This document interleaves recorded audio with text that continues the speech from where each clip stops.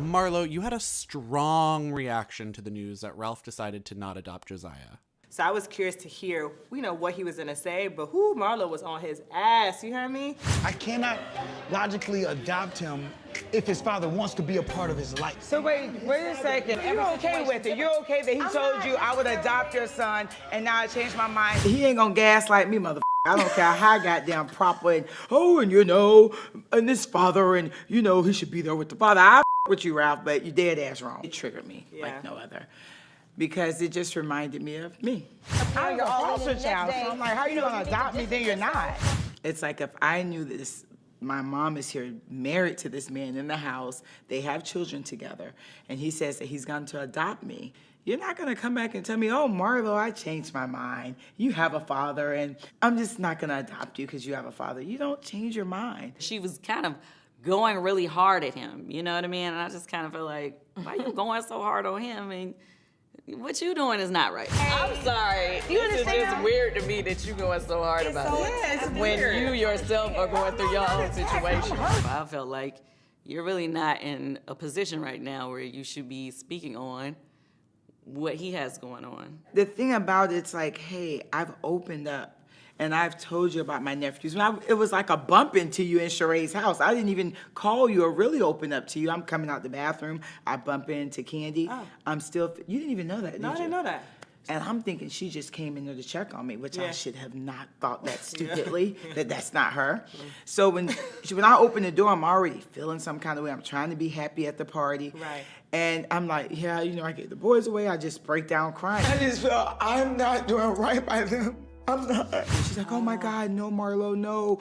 She just seems so caring and concerned and just genuine. I'm telling you, the most genuine I've ever seen. But obviously it was bullshit.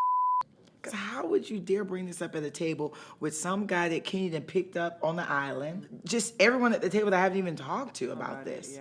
I take care of my kids. I've also taken care of other people's kids. That's why I can relate to your situation. And I never told them to get the out. And then you said I gave my nephews away. How the hell I gave them away at their auntie's house? Right. Like their auntie's house at their other auntie's house by the same mother. Right. As much as she loves the boys and as much as she always talks about the boys, I never in a million years thought that she would just kick them out. Yeah, that seemed pretty harsh.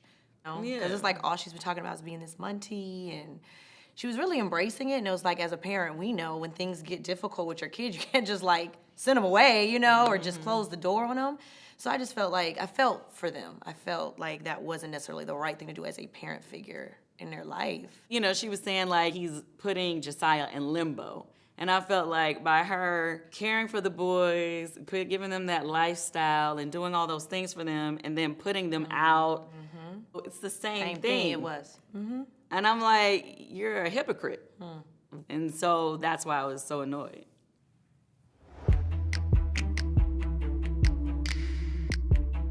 You and Ralph have a disagreement about his decision to not adopt Drew's son. Cannot logically adopt him if his father wants to be a part of his life. I'm your foster child, so I'm like, how you gonna adopt me, then you're not? But the conversation turns into a disagreement between you and Kandi.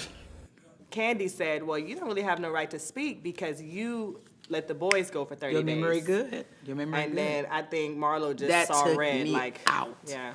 You do not think that it's weird that you sent your nephews back? You don't think it's weird that you have to let your man feel belittled when it comes to your mother? I don't even remember what was said. What all did we say? Girl, what didn't y'all say? Remember this. When you had going on, who wanted to come through for you? Who wanted to come through for you? I only known in Atlanta. I just remember something like she was saying, I remember she told me to get a wife, find a wife. No, you told her to find a wife. Oh, yeah, she did tell me to find a wife. Get a husband. And then you can tell me what to do with her. She told me to find a husband. Girl, you I'm said... like, bitch, your wife's sitting down there with a ring on. You don't even have a ring on. When you find a wife, bitch, I find a husband. So I meant that. Like, at the end of the day, don't dare come for me. Don't do that. You don't have the right to say anything when I'm talking to Ralph. Because that hit home for me. Stay in your lane, writing songs and providing for people. She tries to come for Todd, like I'm paying for my relationship or something. Listen, you take care of a man, your family. I don't take care of no man. Now you done lost your mind. You started taking care of a man. That's low. And I'm like, can we just make this clear? Todd is financially well off on his own. You know what I mean? He's doing well on his own. He got plenty of money, y'all. If he wanted to leave me right now, he could go on and leave. Like, we built up all these restaurants together. Yeah. He makes plenty of money. He got all, other TV shows and different things he got doing well by himself. If he got well enough, he could leave me if he want to, okay? He don't need me. Stop trying to make it seem like he needs me to survive. Like, I get tired of that. Why they trying to make my husband look like he needs me for something? Like, stop it. And then she came at me for, my motherhood, my children. And you worry about your man and your kids. Yeah, okay. You worry about yours, but you about mine. You can't be a mother like that and work as hard as you do. You are a provider. Ain't nothing wrong with that. It's just like, that is below the belt. You know what I mean? That's the thing she likes to say. I always go below the belt. Like, she says that as if we're supposed to accept the fact that she goes below the belt. No, bitch. Do not take care of Todd. I never take care of Todd. Mother, my mom talks. I do not have to take care of my husband. Your mother doesn't. So your mother's a liar. I'm tired of arguing with Marlo. Like, she likes to do this. Like, I don't know why. It's like, ugh.